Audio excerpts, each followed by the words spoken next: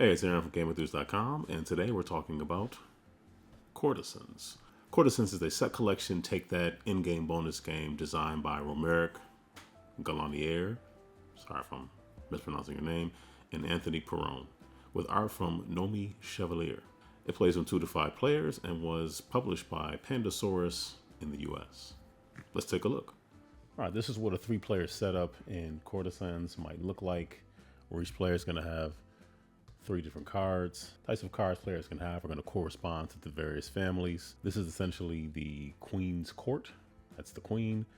And above the Queen is to be esteemed.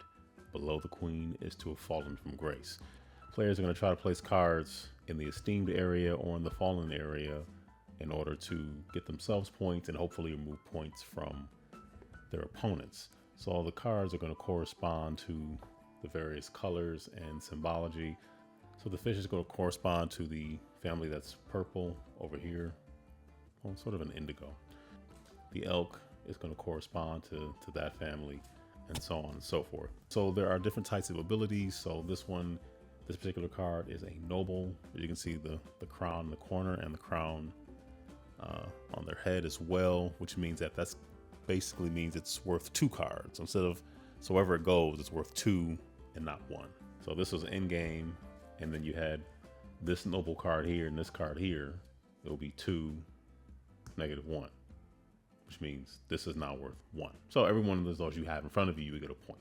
Anyway, that card is the assassin. So what that means is if the assassin is played pretty much anywhere, so if you play the assassin here, you could assassinate this card, which means it's removed from the game entirely. It's gone. Assassin also works in players' tableau. So if you put the assassin, you play the assassin on one of your opponent's tableaus, you can remove a card from their tableau. You can also remove a card from your own, and you'll understand why in just a moment. Sometimes there's maybe a card you don't want. Maybe you don't want one in the esteemed area or the fallen from grace area, but you might not want it even in your own setup. The guard has a shield, and the shield basically means you are impervious to assassins. So whatever that card is placed, it is going to stay because it's a guard. And then the last, I guess, ability special role, that's what they're called, is the spy. And yes, this card is a shade of green, so it's going to show up kind of funky, but you get the idea. So the spies are always played into the center here. I mean, above or below, esteemed or fallen from grace, but always play face down. Once you start counting up where everything is, because all the other cards are placed face up, these can, if you think you're doing really well, like, oh, I got rid of all of this family's, but then that gets revealed, or how, they're all going to get revealed wherever they are at the end of the game, because they're only face down here, here, or here. And then these are just regular cards, so they don't really have any ability per se, but they definitely work like the others, where they're going to count for esteemed, fallen from grace, and what have you. They're just not special role cards. You also have secret mission cards. So I'll show you this one. This one means nightingales must be fallen from grace. What that means is if you get that at the beginning of the game, it's a secret mission, meaning only you know. Keep that secret. It's worth 3 points at the end of the game if you make this happen. So you're going to want to play a bunch of red cards here in order to make that happen, so that there's more fallen from grace than there are esteemed, which means ultimately they're going to fall from grace. That makes sense. And there's a bunch of them, but here's another one. You must own fewer stags. Stags is, well, this is the stag. That's the family. You must own fewer stags than your left neighbor. So there's also some positional and adjacency missions as well. And you can see what people have face up unless they have a spy. So they have a spy, you don't know. And also they're not really supposed to know what your secret missions are either. So if you're playing it right, they shouldn't know. So what do you do on your turn? Turns are fairly simple. Wow, what are the odds of that? On your turn, you're going to play a card into 3 different spots. Around the Queen's table, meaning esteemed, played in the esteemed area or the fallen from grace in any one of the families. That pertains, like I can only play this here, or here. I can't play this here. That's 1. Play into your own domain. That's your tableau, which you're operating with in front of you. And then play one on an opponent. that's your turn. You have 3 cards, you play all 3, you draw back up to 3, and then while you're doing that, another player can start their turn. So let's say, since I have 3 of these, I guess maybe I play one in there, I play one in front of me, and then, sometimes you're blessing or cursing your opponents, and then maybe I play one over there for my opponent. And the game continues that way. You remove a number of cards based on number of players. I think it's for 3 people, you remove 18 cards. For 2 people, you remove 30 cards. For 4 players, you remove 6 cards. And for 5 players, you play with everything. And let's say it's this player's turn. I didn't draw back up to 3, but you'll forgive me.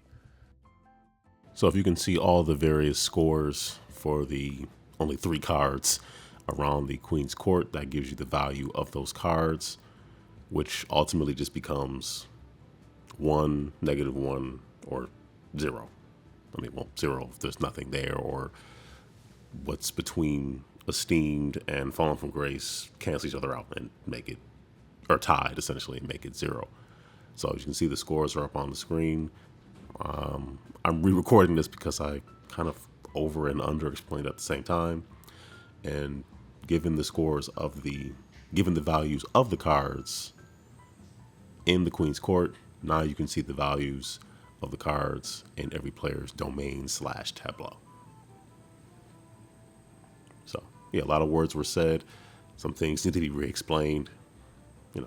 Sometimes it is what it is. So anyway, that is Courtisans, and I'll see you back up top.